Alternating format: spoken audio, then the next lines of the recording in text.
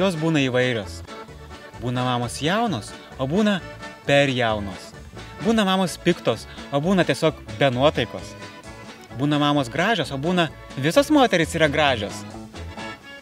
Būna mamos emigrantės. Būna mamos politikės, vadovės, vairuotojos, buhalterės, elektrikės, suvirintojos. Bet visos mamos yra mylinčios mamos. Mama, čia tau. Mama, brangioji mama, čia tavo sūnus skiria dainą tau.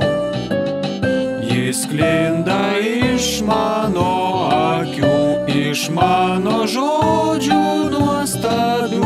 Aš noriu pasakyt, kad aš tave myliu.